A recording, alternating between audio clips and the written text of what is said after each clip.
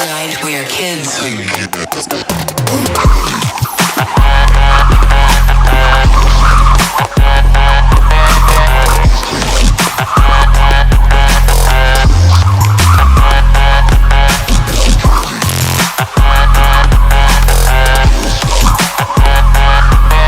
What's cracking, guys? It's your boy here, Rishi S, aka the Jump Rope Coach.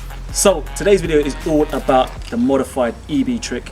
It is my version of this trick. I've had so many people requesting this as a tutorial, and I finally got around to doing it just for my Jump Nation. So stay tuned for the next clip. I'm gonna get you doing this the right way, the slick way, and make sure you get heads turning at your gym.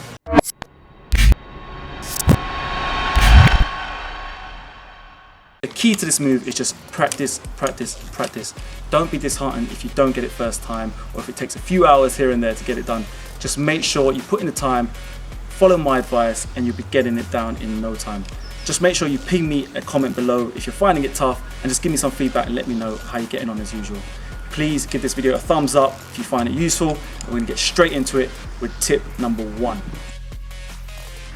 The one thing you need to always make sure, guys, is that the footwork is what makes you look good in this move.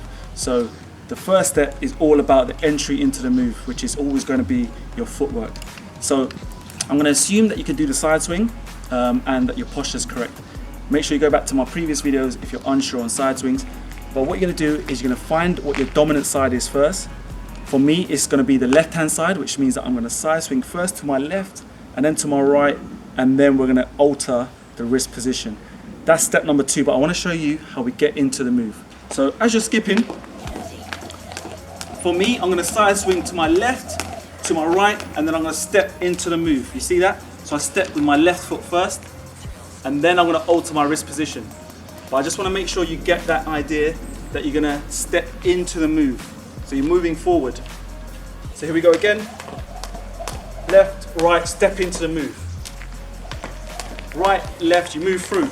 So the rope is coming at, I would say, maybe a 45-degree angle, and that's why you need to step through the rope. So it's coming at you from like the side. So it's quite a different sort of trick. That's why it's that sort of modified version of the EB trick. It's sort of my modified version. So when people first see this move, they're instantly not sure what has just happened. They're not really quite sure where the ropes come from, how the revolutions occurred, and that's what makes it look so slick. The footwork on the jump is as follows.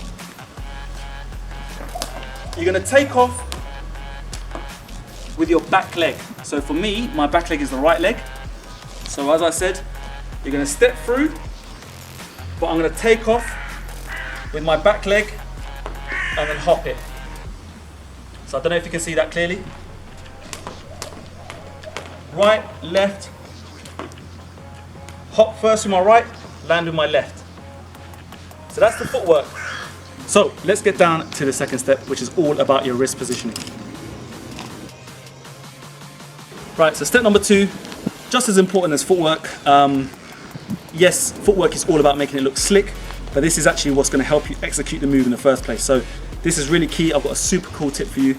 So with the wrist positioning, what's going to happen is you've just done your side swing to your left, to your right, or again, what your dominant side is. So for me, it's going to go left, right. Then my left hand, your dominant hand is going to stay in front of you, and you're going to point it forward. You're going to use your thumb position to point forward. So as your dominant hand goes forward, your backhand is actually what controls the rope and actually controls where the rope's going to, what kind of direction and what kind of arc it's going to have. So what you want to do is make sure the backhand is facing behind you, and then you're going to create the revolution together at the same time with the hands. One key thing is make sure you just don't hop too high. As you just jump through the rope, make sure you time it correctly. Make sure you jump at the last second, and it's nothing too big. You're not stamping down on your feet. You're not hopping too high. It's just a nice, gentle little hop, and the timing just needs to be on point. Always on the balls of your feet, making sure you look slick as always. The final step is actually how you exit it, how you make sure you look good when you come out of it, and that you can continue doing some skipping and continue doing some different moves and making sure that it all ties in together and looks right. So third step is all about the exit. So the exit of the move consists of 2 key elements. The first is going to be your footwork, and the second is going to be the wrist positioning. What you're going to do with your footwork is you're going to step back. You're going to literally reverse what you did in step number 1. So where you stepped forward in the first step, so here we stepped forward, we jumped forward. Now we're just going to step back.